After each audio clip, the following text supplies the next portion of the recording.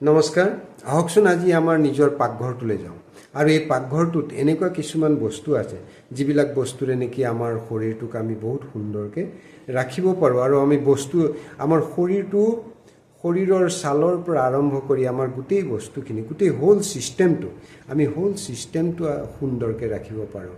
যৌন শক্তিৰ পৰা আৰম্ভ কৰি আমাৰ হজম শক্তিৰ পৰা আৰম্ভ কৰি আমাৰ জিভাৰ সোৱাদৰ পৰা আৰম্ভ কৰি আমাৰ চকুৰ ৰশ্মিৰ পৰা আৰম্ভ কৰি আমাৰ যিবিলাক কোষ আছে কোষবিলাকলৈকে আমি গোটেই বস্তুবিলাক সুস্থ কৰি ৰাখিব পাৰোঁ এই পাকঘৰৰ কেইবিধমান বস্তুৰ দ্বাৰা। এই বস্তুবিলাক আমি সদায় সকলোৱে পাই থাকোঁ, কিন্তু পাই থাকোঁ যদিও আমি এই বস্তুখিনিৰ ওপৰত আচলতে গুৰুত্ব নিদিওঁ। এতিয়া প্ৰথমেই আমি ক'ব বিচাৰিছোঁ ইলাচীক আচলতে ইংৰাজীত কয় কাৰ্ডামম, আৰু এই ইলাচীটো ইমানেই এটা ভাল বস্তু। আচলতে ইলাচী আমি কেতিয়াবা মাছ মাংস আনিলেহে আমি আচলতে ইলাচী ব্যৱহাৰ কৰোঁ, কিন্তু ইলাচীৰ যে ইমান সাংঘাতিক ঔষধি গুণ আছে আচলতে আমি আজিলৈকে চাগে কোনেও নাজানো। ইলাচীয়ে আচলতে আমাৰ যি হজম শক্তি আছে হজম শক্তি অতি সুন্দৰ কৰে।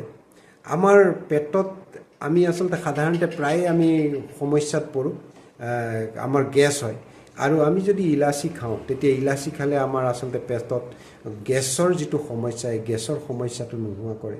আমাৰ যি বুকু জ্বলা পোৰা কৰে, আমাৰ হাইপাৰ এচিডিটিৰ কাৰণে কেতিয়াবা আমাৰ বুকুখন জ্বলা পোৰা কৰে, এই বুকুৰ জ্বলা পোৰা আচলতে ইলাচীয়ে নোহোৱা কৰে। আমাৰ চৰ্দি কাহ এইবিলাক হৈ থাকে, এই চৰ্দি কাহ এইবোৰ হৈ থাকিলে আমি যদি ইলাচী খাওঁ তেতিয়াহ'লে আচলতে আমাৰ এই চৰ্দি কাহ লাঘৱ হোৱাত যথেষ্ট পৰিমাণে সহায় কৰে। আৰু ইলাচীয়ে আমাৰ শৰীৰত যিবিলাক বেক্টেৰিয়া আছে, যিবিলাক ভাইৰাছ আছে, ভাইৰাছ আৰু বেক্টেৰিয়া দুইটা বেলেগ বস্তু, আৰু এই বেক্টেৰিয়া আৰু ভাইৰাছ এই দুইবিধ নাশ কৰাত বহুকেইটা বেক্টেৰিয়া বহুকেইটা ভাইৰাছক ইলাচীয়ে নাশ কৰিব পাৰে। আৰু ইলাচী যদি আমি খাই থাকোঁ আমাৰ টোপনি ভাল হয়, আৰু টোপনি ভাল হোৱাৰ লগতে আমাৰ যিটো মানসিক প্ৰশান্তি আমি মানসিক প্ৰশান্তি অনুভৱ কৰোঁ। আৰু আমাৰ যি ব্লাড প্ৰেছাৰ আছে ব্লাড প্ৰেছাৰ আচলতে ইলাচীয়ে নিয়ন্ত্ৰণ কৰি ৰখাত সহায়ক কৰে। এতিয়া আমি আহোঁ ডালচিনিলৈ। ডালচিনি ইমানেই উপকাৰী, ডালচিনি আমাৰ হজম শক্তিৰ পৰা আৰম্ভ কৰি আমাৰ পাকস্থলীৰ বিভিন্ন ৰোগ, আচলতে ডালচিনি অলপ ফাইবাৰ জাতীয় বস্তু, আৰু মই মোৰ আগৰ ভিডিঅ'বিলাকতে কৈছোঁ যে যিবিলাক বস্তুত ফাইবাৰ থাকে এই ফাইবাৰ থকা বস্তুবিলাক আমাৰ পাকস্থলীৰ কাৰণে খুবেই উপকাৰী। আৰু পাকস্থলী বুলিয়ে নহয়, আমাৰ গোটেই হোল চিষ্টেমটো, আমাৰ গোটেই শৰীৰটোৰ কাৰণে ফাইবাৰ জাতীয় বস্তুবিলাক সদায় উপকাৰী। এতিয়া ডালচিনি আমি যদি খাই থাকোঁ, ডালচিনিয়ে আমাৰ মুখৰ যি দুৰ্গন্ধ, আমাৰ ডেণ্টেল কেভিটি হয়, ডেণ্টেল কেভিটি, মুখৰ পৰা দুৰ্গন্ধ ওলায়, আমি খোৱা বস্তুত কিবা সোৱাদ নাপাওঁ, আমাৰ হজম শক্তি ভাল নহয়, আমাৰ দৃষ্টিশক্তি ভাল নহয়, আমাৰ পেটত গেছ হৈ থাকে, আৰু মই অলপ আগতে ইলাচীৰ ক্ষেত্ৰত যিটো কৈছোঁ ঠিক তেনেকৈ ডালচিনিও আচলতে আমাৰ শৰীৰৰ ছালৰ পৰা আৰম্ভ কৰি চুলিলৈকে আৰু দাঁতৰ পৰা আৰম্ভ কৰি আমাৰ যৌন শক্তিলৈকে আচলতে ইলাচীয়ে খুব সাংঘাতিক কাম কৰে। ইলাচী ডালচিনি আমি যদি খাওঁ তেতিয়াহ'লে আমাৰ যিটো যৌন শক্তিটো আচলতে পটককৈ যৌন শক্তিটো কমি অহাত বাধা দিয়ে, যৌন শক্তিটোক অলপ সবল কৰি ৰাখে। আৰু ডালচিনিয়ে আমাৰ ব্লাড প্ৰেছাৰ নিয়ন্ত্ৰণতো যথেষ্ট পৰিমাণে সহায় কৰে।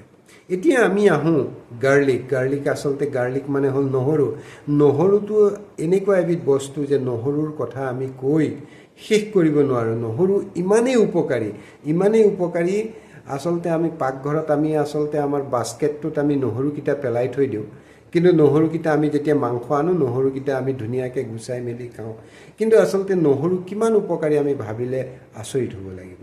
নহৰুৱে কি কাম নকৰে, আমাৰ ঘাঁ ফোহাৰ পৰা আৰম্ভ কৰি আমাৰ নহৰুৱে ভিটামিন চি যথেষ্ট পৰিমাণে, আমি তাত ভিটামিন চিৰ পৰা আৰম্ভ কৰি যথেষ্ট পৰিমাণে আইৰণ, মিনাৰেল আৰু অজস্ৰ ভিটামিনেৰে সমৃদ্ধ এই নহৰু। আৰু নহৰুত আচলতে ছালফাৰ আছে, আৰু ছালফাৰ থকাৰ কাৰণে কি হয়, আমাৰ শৰীৰত যেতিয়া ঘাঁ ফোঁহা বিভিন্ন ধৰণৰ সমস্যা হয়, এই নহৰুৱে আচলতে এই ঘাঁ ফোঁহা এই সমস্যাবিলাক নোহোৱাত সহায় কৰে। নহৰু যদি আমি খাই থাকোঁ, তেতিয়াহ'লে আমাৰ যি হাৰ্টৰ সমস্যা আছে, হাৰ্টৰ যি কলেষ্ট্ৰল, আমি যদি নহৰু ৰেগুলাৰ খাওঁ, তেতিয়াহ'লে আমাৰ কলেষ্ট্ৰলৰ সমস্যা কিন্তু কেতিয়াও হ'ব নোৱাৰে। আৰু আমাৰ হাৰ্ট মাচুল যিবিলাক আছে, হৃদযন্ত্ৰৰ যিবিলাক পেশীবিলাক আছে, এই পেশীবিলাক আচলতে নহৰুৱে যথেষ্ট পৰিমাণে সবল কৰি ৰাখে। আৰু পাকস্থলীৰ ক্ষেত্ৰত মই কৈছোঁ, পাকস্থলী নহৰু যদি আমি খাওঁ, ই হজম শক্তি যথেষ্ট সবল কৰে। আৰু পাকস্থলীৰ নহৰু ফাইবাৰ জাতীয় বস্তু, আৰু সেইকাৰণে আমাৰ যিটো গাট ছিষ্টেম আছে, পাকস্থলীৰ যিমান ধৰণৰ সমস্যা আছে, এই সমস্যাবিলাক নোহোৱা কৰে। কিন্তু ইয়াতে এটা কথা মই কৈ দিওঁ, নহৰু আকৌ অতিমাত্ৰা যদি আপুনি সদায় খায়, তেতিয়া কিন্তু ই ক্ষতি কৰিব। তেতিয়া কিন্তু আপোনাৰ এই ভালতকৈ আপোনাৰ বেয়া কৰিব। যেনেকৈ আপোনাৰ বুকুৰ বাৰ্ণিং সেন্সেশ্যন আৰম্ভ হ'ব আৰু আপোনাৰ পেটটো বেয়া লাগিব। কিন্তু আপুনি যদি হিচাপত খালে কিন্তু আপুনি সেই গোটেই সমস্যাবিলাকৰ পৰা আপুনি আৰামহে পাব। আৰু মই অলপ আগতে ক'লোঁ যে স্কিনৰ ক্ষেত্ৰতো ই আচলতে যথেষ্ট কাম কৰে। স্কিনৰ উজ্জ্বলতাৰ পৰা আৰম্ভ কৰি, ঘাঁ ফোঁহাৰ পৰা আৰম্ভ কৰি ই গোটেইবিলাক সমস্যা নোহোৱা কৰে। আৰু যৌন শক্তি যিসকল মানুহৰ আচলতে যৌন শক্তি দুৰ্বল, যৌন শক্তিটো যিসকল মানুহৰ দুৰ্বল হৈ আহে, সেইসকল মানুহে আচলতে নহৰু, ঘিউৰ লগত যদি নহৰু খায়, তেতিয়াহ'লে আচলতে যৌন শক্তি বহুত সাংঘাতিক ধৰণে যৌন শক্তি বঢ়াই দিয়ে। আৰু যৌন শক্তিটো এইকাৰণে বঢ়াই দিয়ে কাৰণ নহৰুৱে আমাৰ গোটেই হোল নাৰ্ভাছ ছিষ্টেমটোৰ ওপৰত কাম কৰে, মাইণ্ডটো ষ্ট্ৰেছ ফ্ৰী কৰে।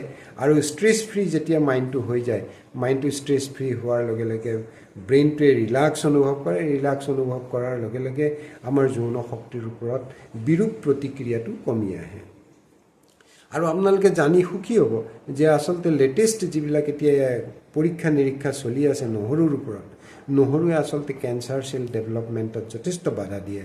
নহৰু যিসকল মানুহে ৰেগুলাৰ খাই থাকে, তেখেতসকলৰ কেঞ্চাৰ চেল ডেভেলপ হ'ব নোৱাৰে। সেইকাৰণে কেঞ্চাৰ ৰোগীক আচলতে আমি যদি নহৰু খাব দিওঁ, তেতিয়া নহৰু খালে আচলতে কেঞ্চাৰ চেলবিলাক লাহে লাহে লাহে লাহে শ্ৰিংক কৰিবলৈ ই আৰম্ভ কৰে। মই আগৰ ভিডিঅ'বিলাকত কৈছোঁ যে আমি নেমু টেঙা যদি আমি খাওঁ, নেমু টেঙাই আচলতে কেঞ্চাৰ চেল ডেভেলপমেণ্টত বাধা দিয়ে। ঠিক তেনেকৈ নহৰুৱেও কেঞ্চাৰ চেল ডেভেলপমেণ্টত বাধা দিয়ে। সেইকাৰণে আপোনালোকে নহৰু খাবলৈ আৰম্ভ কৰক। আৰু আপোনালোকে সদায় ৰাতিপুৱা, আগত আমাৰ মাহঁতে সৰুতে আমাক নহৰু খুৱাইছিল।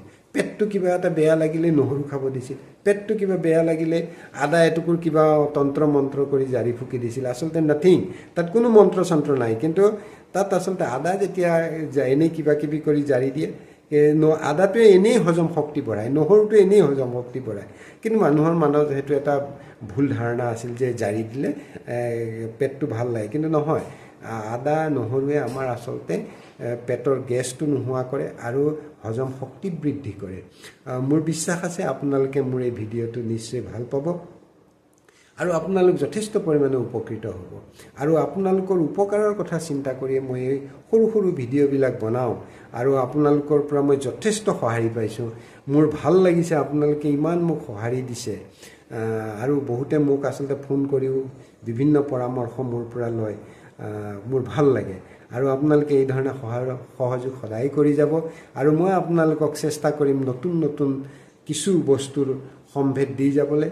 আৰু মই সদায় চেষ্টা কৰোঁ, আপোনালোকে জানে মই এজন চিকিৎসক, কিন্তু চিকিৎসক হৈ মই আচলতে খুব ট্ৰেডিশ্যনেল ছিষ্টেমটোৰ ওপৰত বেছি গুৰুত্ব দিওঁ। কাৰণ ট্ৰেডিশ্যনেল ছিষ্টেমটোৰ ওপৰত এইকাৰণেই গুৰুত্ব দিওঁ কাৰণ আমাৰ ট্ৰেডিশ্যনেল ছিষ্টেমটোৰ লগত আমি ওতঃপ্ৰোতভাৱে জড়িত।